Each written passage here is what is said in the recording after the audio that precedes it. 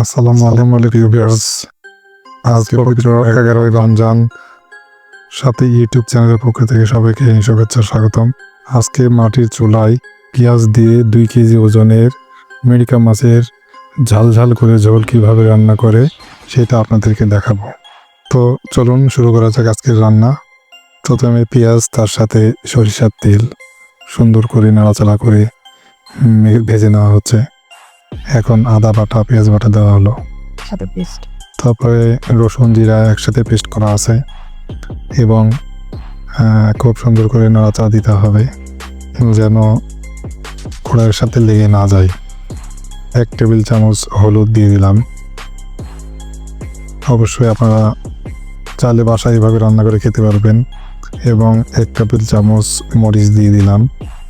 দেওয়ার পরে সুন্দর করে পরিমাণ মতো লবণ এবং তার সাথে কিছু জিরার গুঁড়ি দিয়ে দিলাম।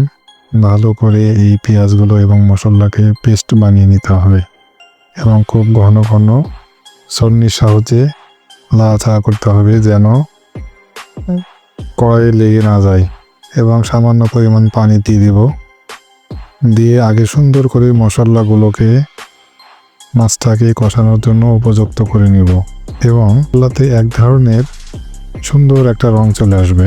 তার জন্য চাইলে আপনারা ঢেকে দিতে পারবেন। ভিডিওটা আপনাদের সুবিধার সাথে ফাস্ট ফরওয়ার্ড করা হয়েছে। এখন মশলা কষানো থেকে শেষ পথে মাছগুলোকে খুব সুন্দর করে এই মশলাগুলোর উপরে দিয়ে দিব।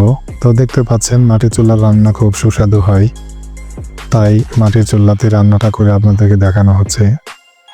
মাছগুলোর খুব সুন্দর করে নাড়াচাড়া এবং উলট পালট করে দিতে হবে যেন মাছের প্রত্যেকটা জায়গায় মশলাগুলো পৌঁছায়।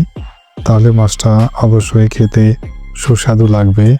মাছটা অনেক বড় ছিল, প্রায় 2 কেজি সাইজের মাছ, মিরকা মাছ। তবে এরকম রান্না পেতে আপনারা অবশ্যই চ্যানেলটি সাবস্ক্রাইব করবেন, তাহলে আমাদের আরও আগ্রহ জাগবে আপনাদেরকে নতুন নতুন রান্না করে ভিডিও দেওয়ার জন্য। আমরা মাছটাকে ঢেকে দিয়েছিলাম, দেওয়ার পরে আবার মাছটাকে উল্টিয়ে দিলাম, আপনারা দেখতে পাচ্ছেন স্ক্রিনে। এবং চুলা দিয়ে জাল নষ্ট হয়ে যায় মাটির রান্নাতে চুলাতে, কিন্তু খাবারের স্বাদ খুব সুন্দর থাকে।